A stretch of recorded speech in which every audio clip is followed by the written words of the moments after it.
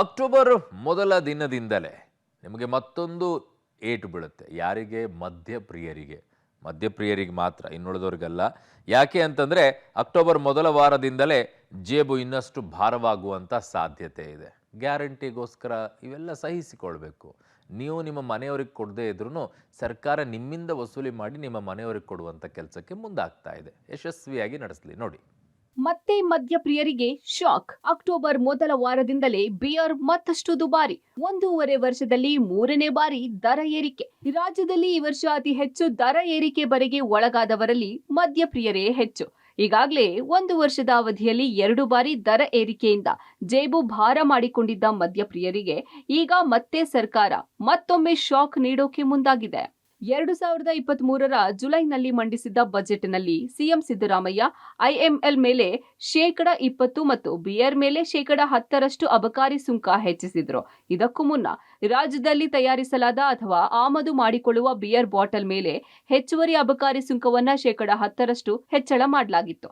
ಈಗ ಮತ್ತೊಮ್ಮೆ ಸರ್ಕಾರಕ್ಕೆ ಬಿಯರ್ ಬೆಲೆ ಏರಿಕೆ ಬಗ್ಗೆ ಅಬಕಾರಿ ಇಲಾಖೆ ಪ್ರಸ್ತಾವನೆ ಸಲ್ಲಿಸಿದೆ.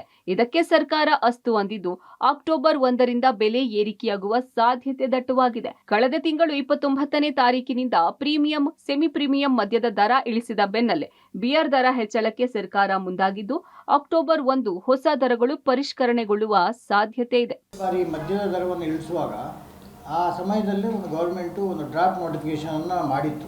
ಸಾಮಾನ್ಯವಾಗಿ ಯಾವುದು ಕಡಿಮೆ ದರ್ಜೆ ಬಿಯರ್ ಇದೆ ಅದಕ್ಕೊಂದು 10 ರೂಪಾಯಿ ಇರ್ತಾರೆ, ಮತ್ತು ಉಳಿದಕ್ಕೆ 15, 20 ಈ ರೀತಿ ಇನ್ಕ್ರೀಸ್ ಮಾಡೋ ರೀತಿಯಲ್ಲಿ ಒಂದು ಡ್ರಾಫ್ಟ್ ನೋಟಿಫಿಕೇಷನನ್ನು, ಯಾಕೆ ಅಬಕಾರಿ ಸುಂಕವನ್ನು ಮರು ಪರಿಷ್ಕರಣೆ ಮಾಡಿ ಕಳಿಸಿದ್ದಾರೆ.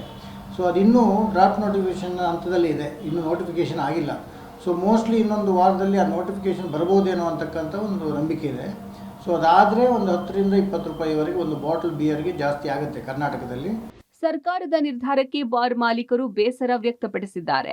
1.5 ವರ್ಷದಲ್ಲಿ 3ನೇ ಬಾರಿಗೆ ದರ ಪರಿಷ್ಕರಣೆ ಆಗ್ತಾ ಇದೆ. ರಾಜ್ಯದಲ್ಲಿ ಬಿಯರ್ ಮಾರಾಟ ಹೆಚ್ಚಾಗಿದೆ. ಈ ಮಧ್ಯೆ ಸರ್ಕಾರ ಸುಂಕ ಹೆಚ್ಚಳ ಮಾಡಿದ್ರೆ ಗ್ರಾಹಕರ ಜೊತೆಗೆ ಮಾರಾಟಗಾರರಿಗೂ ಹೊಡೆತ ಬೀಳಲಿದೆ. ಸರ್ಕಾರ ಏರಿಕೆ ಬದಲು ದರ ಇಳಿಕೆ ಬಗ್ಗೆ ಯೋಚನೆ ಮಾಡಿದ್ರೆ ಹೆಚ್ಚು ಮಾರಾಟವಾಗಲಿದೆ. ಈ ಮೂಲಕ ಸರ್ಕಾರ ಮತ್ತು ಮಾಲೀಕರಿಗೆ ಅನುಕೂಲವಾಗಲಿದೆ ಅಂತಾರೆ. ಮದ್ಯದ ಬೆಲೆಯನ್ನು ಏಕಾಏಕಿ ಏರಿಸೋದ್ರಿಂದ ಸೇಲ್ಸು ಅಪ್ಪರ್ ಕ್ಲಾಸ್ನ ಮದ್ಯಗಳು ಡೌನ್ ಆಯಿತು. ಸೊ ಅದಕ್ಕೆ ಸರ್ಕಾರ ಯೋಚನೆ ಮಾಡಿಬಿಟ್ಟು ಡೌನ್ ಮಾಡಿದೆ.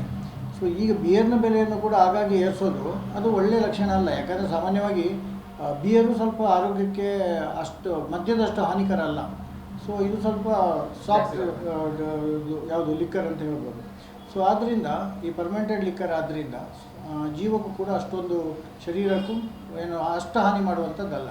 ಸೊ ಇದನ್ನ ಸರ್ಕಾರ ಉತ್ತೇಜನ ಮಾಡಬೇಕು. ಯಾವ್ಯಾವ ಬಿಯರ್ ಬೆಲೆ ಎಷ್ಟು?